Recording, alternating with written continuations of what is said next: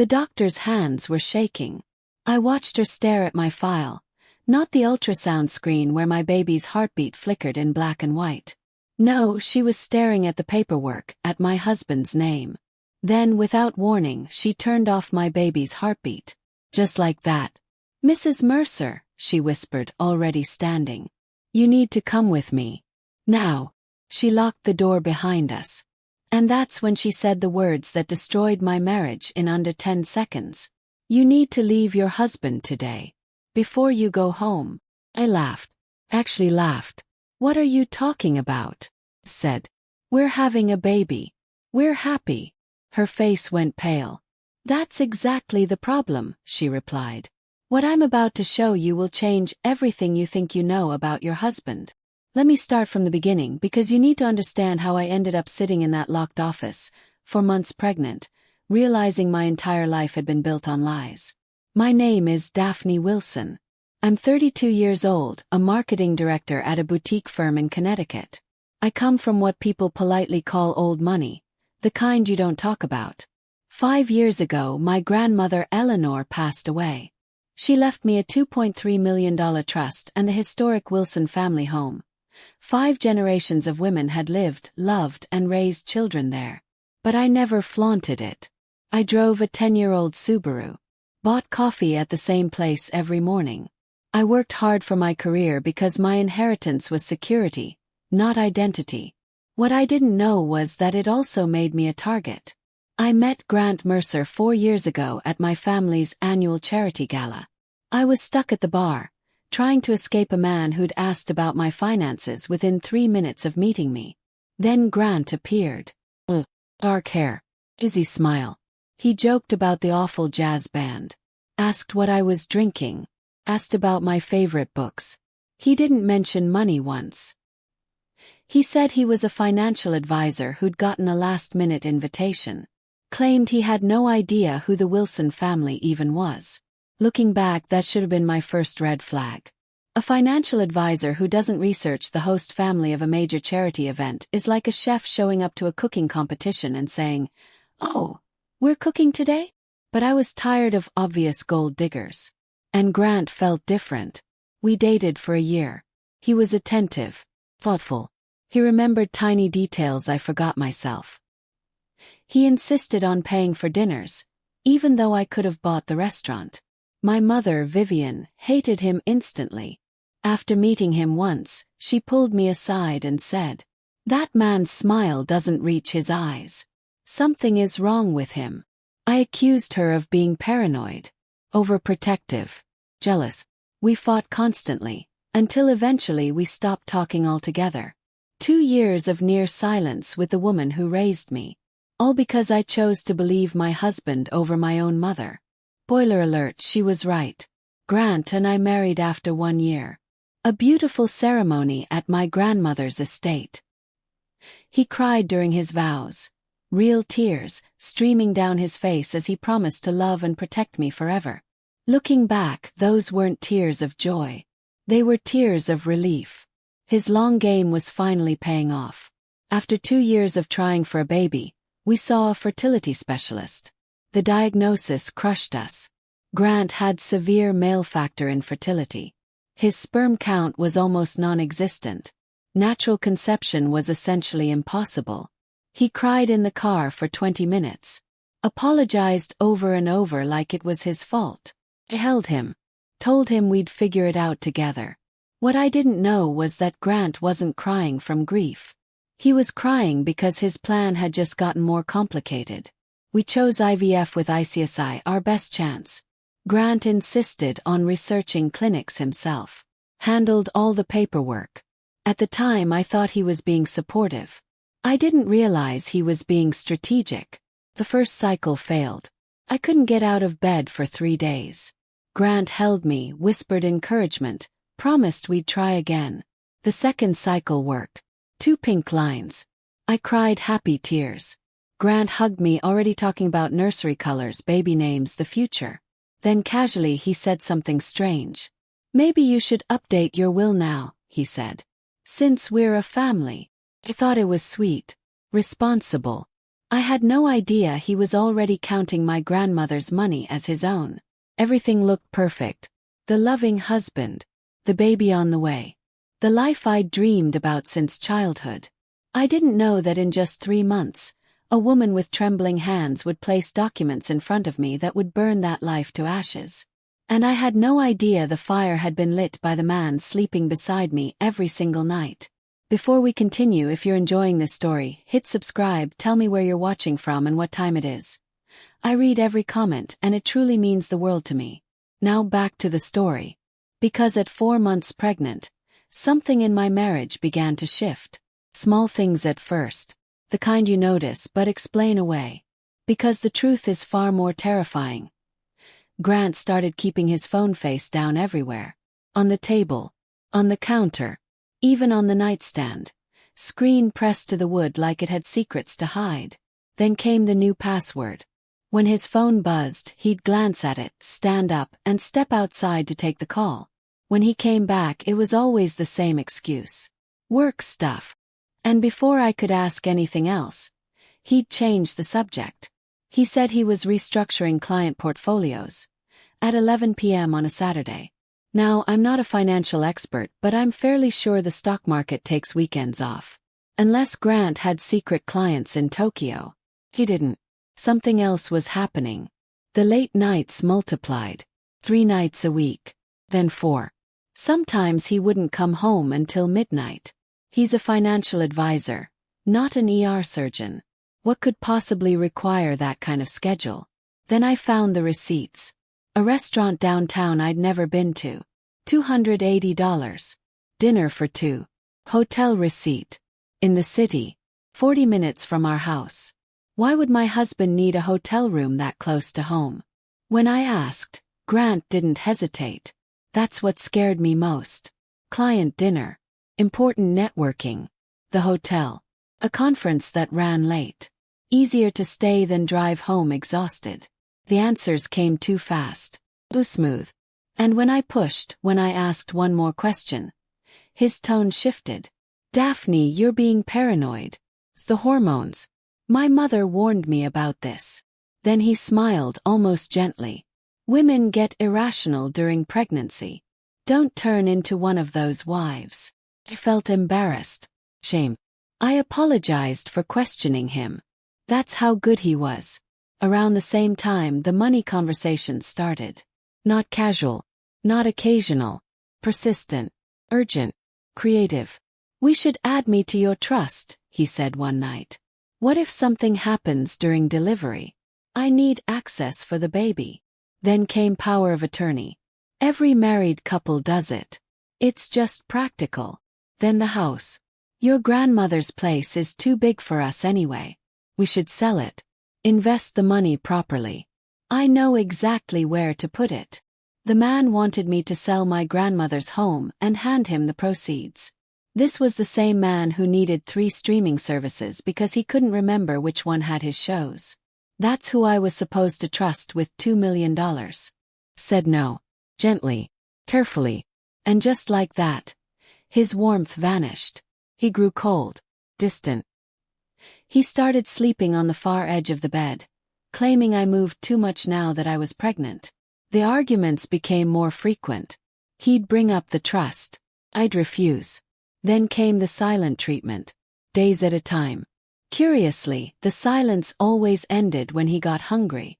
Apparently, his principles had a time limit. And that limit was an empty stomach. He barely touched me anymore. Blamed my changing body. Said he didn't want to hurt the baby. Sounded caring. Felt like rejection in my bones. When I tried to talk about it, he sighed. You're being needy. Hormonal. Difficult. I started wondering if the problem was me. One night I woke up at 2 a.m. Grant wasn't in bed.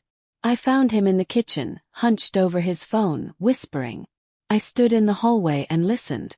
It's almost time, he said quietly. By spring, everything will be settled. Then he saw me. He hung up instantly. Work emergency, he said. Go back to sleep, honey.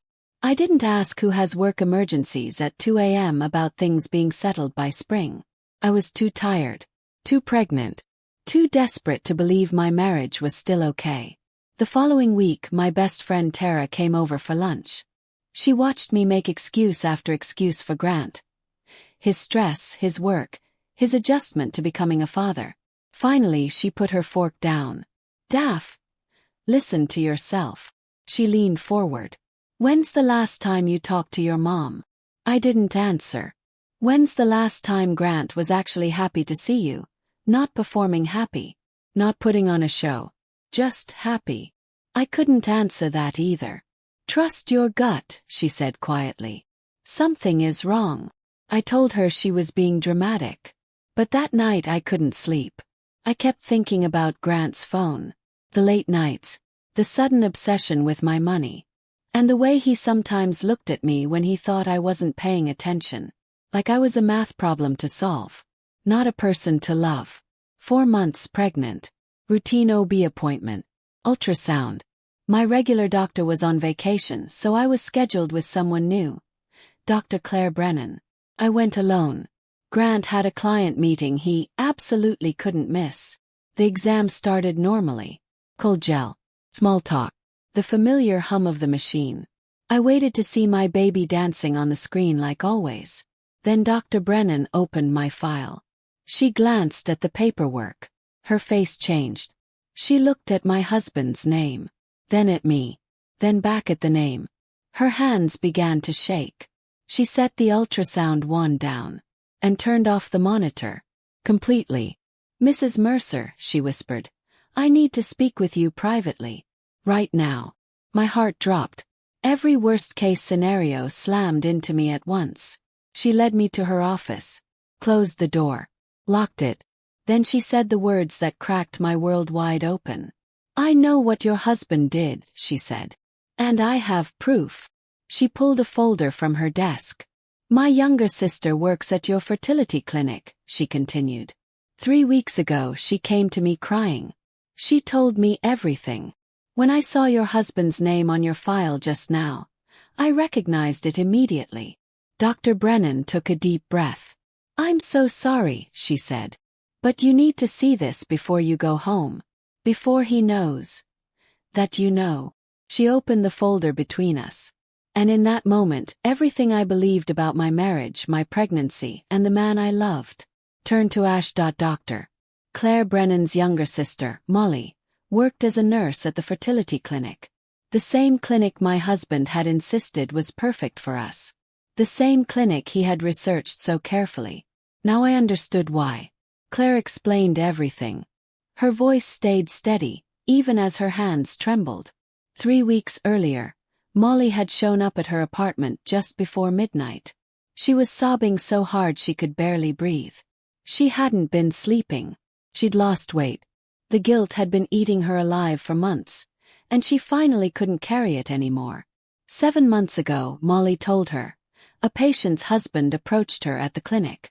He was charming, well-dressed, desperate but reasonable. He said he had a special situation that required discretion. His wife didn't know, he explained, but they were using donor sperm for their IVF cycle. Some vague genetic issue he didn't want to burden her with. Nothing sinister. He just needed help keeping it quiet. And he was willing to pay $30,000. For a nurse making $52,000 a year, drowning in student loans and credit card debt, it wasn't an offer. It was a trap. Molly agreed. Grant's sperm, which couldn't have produced a pregnancy anyway, was quietly replaced with donor sperm. The embryologist was in on it too. Grant had approached him separately. Another payment. Another silence bought. Between the two of them, the switch went undetected. The embryologist told Molly not to worry. "The husband knows what he's doing," he said. "It's not our business what arrangements married couples make." But it was her business. Especially when the clinic records showed the pregnancy was successful. Somewhere out there, a woman was carrying a baby she believed was her husband's. And it wasn't. The guilt destroyed Molly. She couldn't look at herself in the mirror. She called in sick constantly. Panic attacks at work. 3 weeks ago she finally broke. She told Claire everything. I sat there as Dr. Brennan explained how my husband had spent $50,000 to frame me for cheating on him. $50,000. More than he spent on our entire wedding, including the honeymoon. I finally understood where his real priorities had always been. And there was more. So much more. Claire laid out the full plan. Not a mistake. Not desperation. Strategy. Phase 1. Bribe the clinic staff. Switch the samples. Make sure everyone stays quiet. Completed. Phase 2. Wait for a successful pregnancy. Play the devoted husband. Build the perfect image. Completed. Phase 3. After the baby was born, have the embryologist alter the records. Change them to show that the second IVF cycle failed.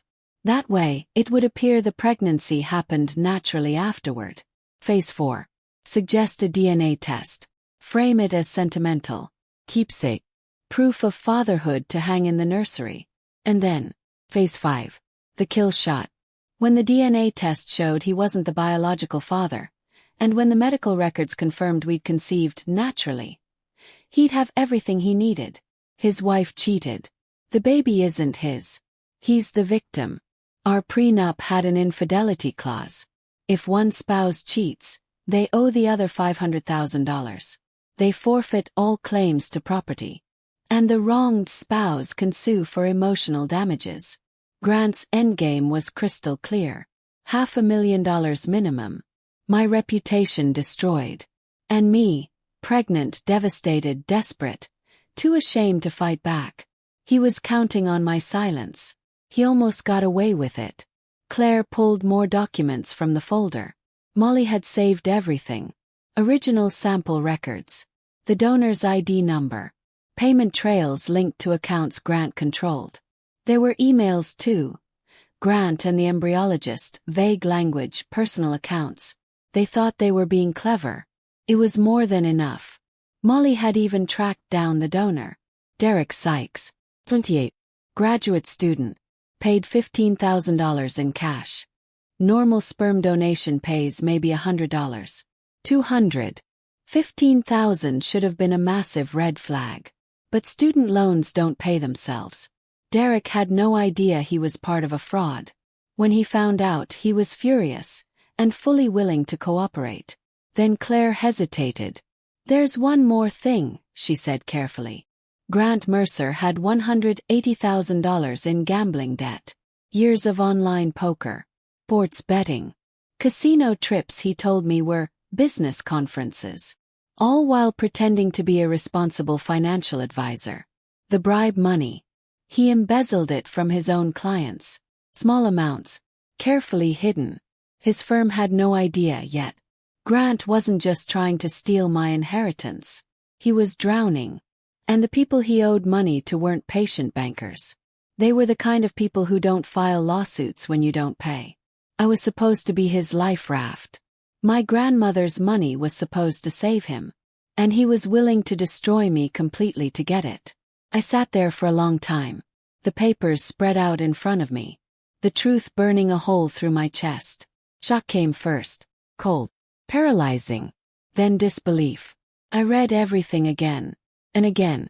Looking for a mistake. A misunderstanding. But instead the pieces clicked into place. The late nights. The secret calls. The obsession with my money. The way he studied me when we were dating. He'd researched me before we ever met. That charity gala wasn't an accident. He knew exactly who I was, and exactly what I was worth, before he ever said hello. The tears at our wedding. No joy. Relief. His long con was finally paying off. And my mother, Vivian, who I'd pushed away for 2 years. She'd seen through him in 5 minutes. His smile doesn't reach his eyes. He tried to warn me. I chose him over her. I thought about crying. About screaming. About driving home and throwing the papers in his face. But then something else happened. Something cold settled into my stomach. Something sharp. Focused. He thought I was stupid. He built this entire scheme on the belief that I would break. That shame would make me compliant. That I was weak. An easy mark. He had no idea who he'd married. I looked at Dr. Brennan. He doesn't know that I know, I said. She shook her head. No. And no one else does either. Good. I gathered the documents carefully. I need copies of everything, I said. And I need to speak to Molly directly. Claire hesitated. What are you going to do? I stood up. My hand rested on my belly, on the child who was completely innocent in all of this. A child who didn't choose their biology. A child I already loved more than my own life. I'm going to finish what he started, I said quietly. But on my terms. Regardless of DNA tests, donor IDs, or any of the ugliness surrounding my child's existence. That baby was mine. My husband thought he'd been playing chess. He thinks he's 3 moves ahead, I said quietly. He thinks he's already won. I straightened my shoulders. He's about to find out. I flipped the board. I drove home from the appointment with my face carefully neutral, hands steady on the wheel, breathing even, just in case. Grant had installed security cameras around the house 2 years earlier. At the time he said it was for protection. Now I wondered if it was surveillance. If he reviewed the footage, tracked my expressions, watched for cracks. So I gave him nothing. He was waiting when I got home, standing in the kitchen, smiling. That smile that didn't reach his eyes. My mother's words echoed in my head. 2 years too late. How was the appointment? He asked. Is the baby okay? Smiled back, walked over, hugged him. I handed him the ultrasound photo Dr. Brennan had printed before everything changed. Perfect, I said. Everything's absolutely perfect. I deserved an Oscar for that performance. Over dinner, I smiled while mentally calculating how much his bail would be. I asked about his day while picturing him in an orange jumpsuit. I even laughed at his joke about baby names. It wasn't funny, but I committed to the role like my life depended on it. Because in a way it did. I apologized for being paranoid lately. Blamed the hormones. Used the exact same excuse he'd thrown at me for months. I watched his shoulders relax when I said it. The tension melted away. He thought he was still winning. That night, Grant slept soundly beside me. I lay awake until 3 in the morning, staring at the ceiling, planning his destruction. The next morning I called in sick. Then I drove 2 hours to a different city, checking my mirrors constantly. Paranoid. Maybe. But I'd earned that paranoia. Her name was Rosalind Weaver.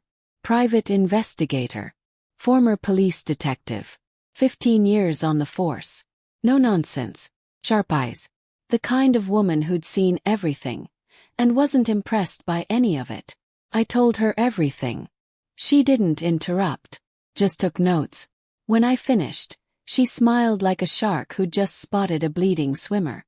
Your husband made a lot of mistakes, she said. Arrogant men always do. I paused. Give me 2 weeks. She had results in 10 days. Grant's gambling debts totaled $180,000. Online betting sites, underground poker games, private lenders who definitely didn't file paperwork with the IRS. The kind of creditors who don't send reminder emails when you miss a payment. The embezzlement was confirmed. $53,000 siphoned from client accounts over 18 months. Small transactions carefully hidden. His firm had no idea. And then there was the affair. Months. His assistant. Hotel rooms. Romantic dinners. Weekend getaways disguised as business trips. Rosalind had photos. Text messages. Receipts.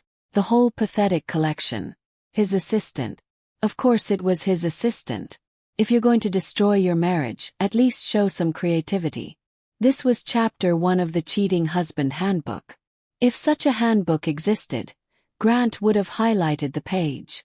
Rosalind found something else. This wasn't Grant's first attempt. 5 years earlier, Boston. Caroline Ashford. Family money. Trust fund. 8 months together. She caught financial irregularities in a joint account he'd convinced her to open. She ended it immediately, but was too embarrassed to press charges. Rosalind tracked her down. Caroline was more than willing to talk now.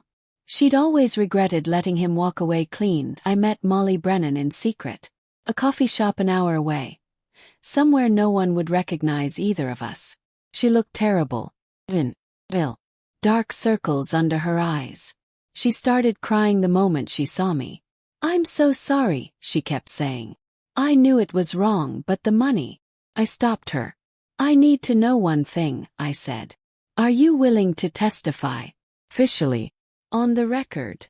She didn't hesitate. "Yes. I'll tell them everything. Under oath." She'd helped my husband try to destroy me. She'd taken $30,000 to commit fraud. But Grant had manipulated her the same way he'd manipulated me.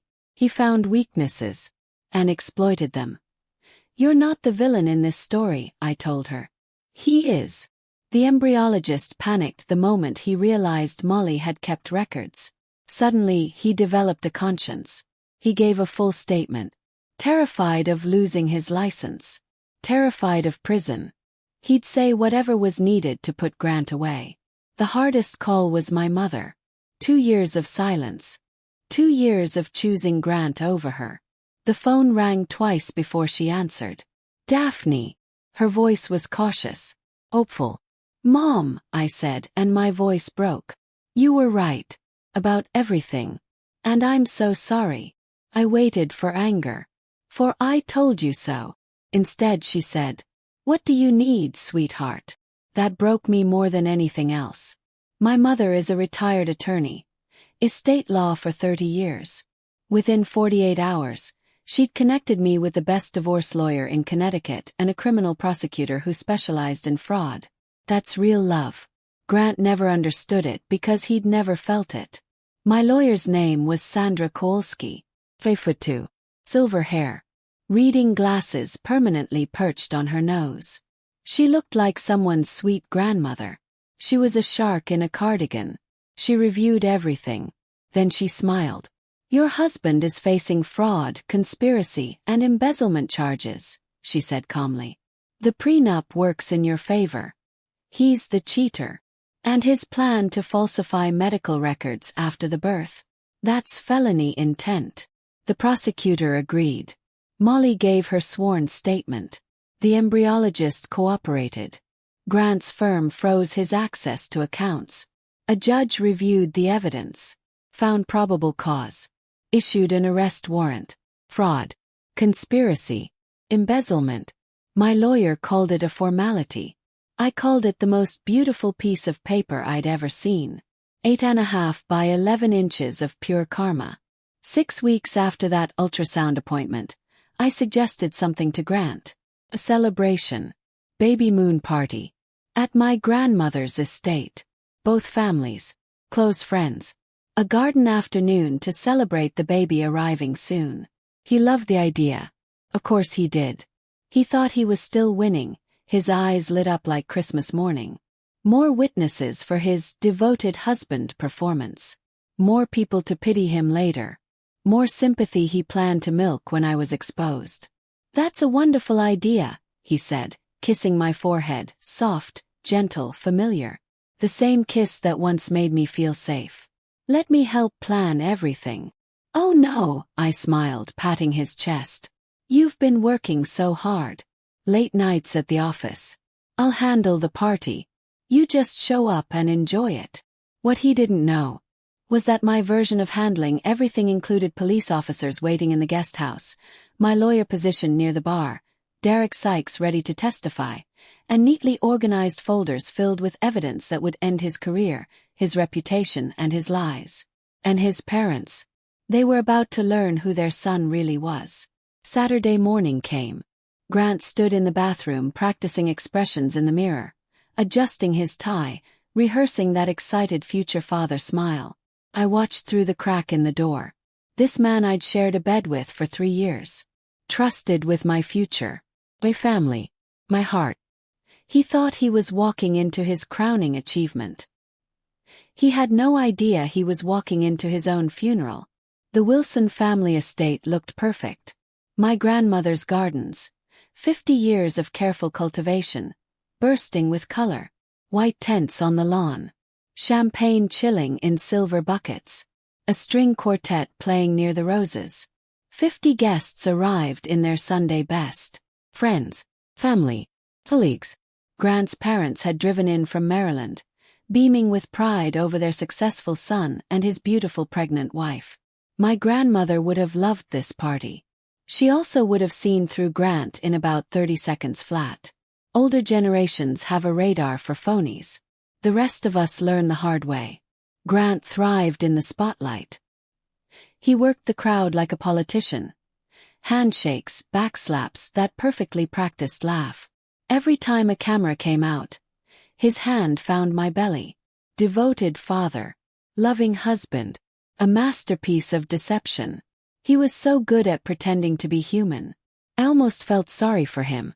Almost. That feeling lasted exactly 3 seconds, until I remembered the $50,000 he'd spent trying to destroy my life. His mother dabbed her eyes. I always knew he'd make a wonderful father, she told anyone who would listen. His father shook hands proudly, chest puffed out, dreaming about legacy and bloodlines. My own mother stood near the dessert table, watching Grant the way a cat watches a mouse that doesn't know it's trapped. She caught my eye and lifted her champagne glass. Almost time. At exactly 3 p.m., Grant did exactly what I knew he would.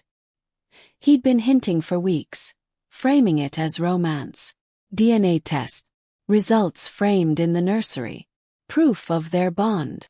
At the party he said it loudly, so everyone could hear. You know what we should do, honey. He pulled me close, arm tight around my waist. Let's get a DNA test. We could open the results right here. Make it part of the celebration. His mother wiped tears again. Hesitated. Played the shy wife. Well, if everyone thinks it's a good idea. Grant was glowing. This was his moment. The trap he'd been building for over a year was about to snap shut. He could already taste my humiliation. My money. My destruction. He just didn't realize whose neck was in the trap. Instead of reaching for a DNA kit, I walked toward the small platform near the fountain. The microphone felt heavy in my hand. Grant smiled up at me, champagne raised, already practicing his devastated expression, the one he'd use when accusing me of cheating.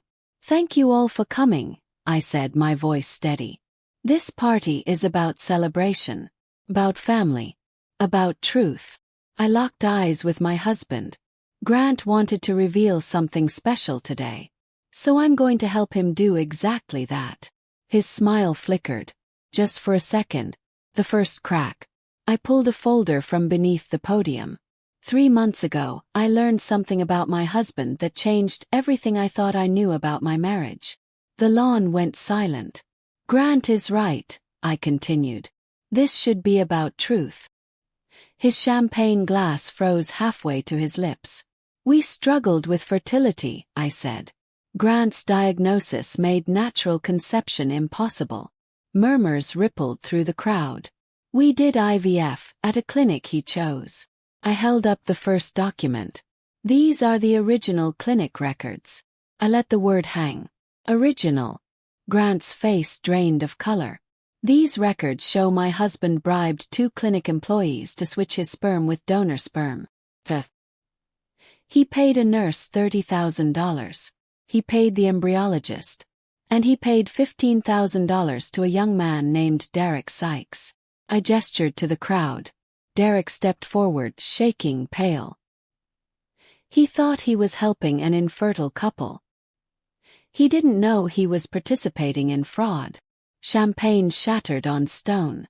Grant's mother clutched his father's arm. My husband's plan was simple, I said calmly. Wait until the baby was born. Demand a DNA test. Then accuse me of cheating, knowing the results would prove he wasn't the biological father. I lifted another document. Our prenup has an infidelity clause. Silence. If I had cheated, I would owe him $500,000. He could sue for more. Destroy my reputation. Take everything my grandmother left me. Grant finally spoke. Daphne. Honey, this is insane. You're confused. It's the hormones. I looked straight at him. It's cold. I'm not finished. The lawn went completely silent. Not the polite silence of guests listening to a speech. The heavy, suffocating kind that comes right before something breaks. There's more, I said calmly. In addition to bribing the fertility clinic, my husband embezzled approximately $50,000 from his clients to fund this scheme. I turned slightly toward the bar. A man stood there frozen mid-sip. Grant's boss. A man I had very deliberately invited. Your firm is aware, I said. And they're investigating. Grant's boss slowly set his glass down. He didn't need to say a word. His face said everything. My husband also has $180,000 in gambling debt, I continued. Money he owes to people who don't accept apologies, or late payments. A ripple of unease moved through the crowd. And for the past 8 months, I opened the envelope. He's been having an affair with his assistant. Grant's mother made a sound like the air had been punched out of her lungs. I held up the photographs. Not explicit, just undeniable. Restaurant dinners, hotel entrances, intimate moments frozen in time. The kind of evidence that kills denial completely. This wasn't his first attempt, I added. 5 years ago in Boston, he targeted another woman with family money. Faces turned. Whispers spread. That woman discovered financial irregularities and ended the relationship. She's since provided a statement to investigators, and she's prepared to testify. Grant's champagne glass slipped from his fingers. It hit the stone patio and exploded. Champagne splashed across his polished shoes. Those are lies, he stammered. She's making this up. She's unstable, the pregnancy. Grant. His mother's voice cut through the chaos. Quiet, sharp, lethal. Is any of this true? He turned toward her. Opened his mouth. Nothing came out. A woman stepped forward from near the guest house. Bill. Steady. Determined. I'm Molly Brennan, she said. The nurse he bribed. I have documentation of everything. I've already given my statement to the police. Then Derek Sykes spoke. He paid me $15,000, Derek said. Told me it was a private arrangement. I didn't know I was part of fraud until Mrs. Wilson's investigator contacted me last month. Grant looked around wildly. 10 minutes ago these people had been laughing with him, admiring him, believing him. Now they stared like they'd just discovered something rotten under their shoe. Then the guest house doors opened. 2 police officers walked calmly across the lawn. Grant Mercer, the first officer said evenly. You're under arrest for fraud, conspiracy, and embezzlement. They read his rights. They handcuffed him. Right there. In front of everyone. His mother was sobbing now. His father stared at the ground like he wished it would swallow him whole. As they led him away, Grant tried one last time. One final manipulation. Daphne, please, he begged. We can fix this. I made mistakes, but I love you. Think about our baby. Think about our family. I looked at him. Really looked at him. The man I defended. The man I trusted. The man who stood at an altar promising protection, while calculating profit. You're right, Grant, I said quietly. We already worked it out. The car door closed. I watched it drive away. Down the long gravel path, past my grandmother's gardens, through iron gates Grant had wanted so desperately to own. No one spoke. Then my mother stepped beside me and wrapped an arm around my shoulders.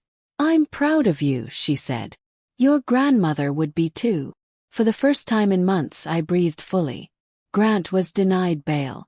Flight risk, the judge said. Once the arrest hit the news, his gambling creditors lost patience. The wealthy wife buffer was gone. His affair partner resigned the next morning. Didn't even clean out her desk. Just vanished.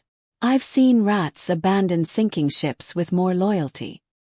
His firm completed their investigation within 2 weeks. $53,000 confirmed missing. They filed criminal charges.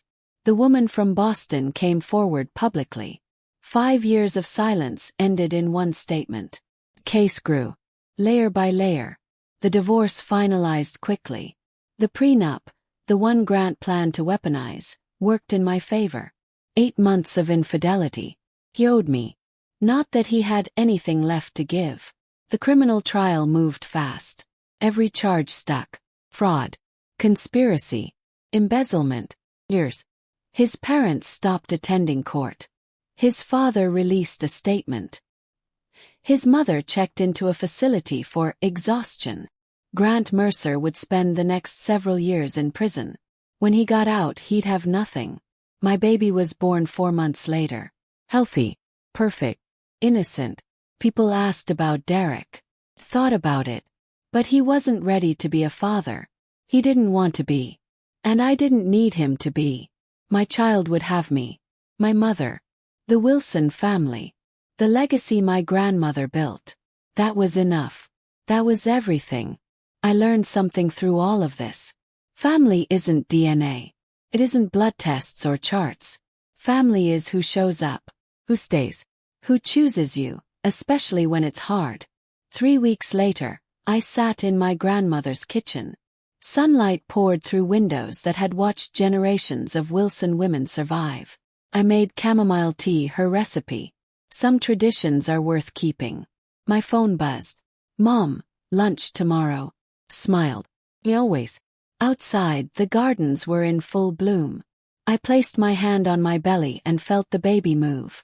Grant tried to take everything from me. All he really did was prove how strong I already was. My grandmother used to say, Wilson women don't break. We rise. Grant thought he married an easy target. He married a Wilson.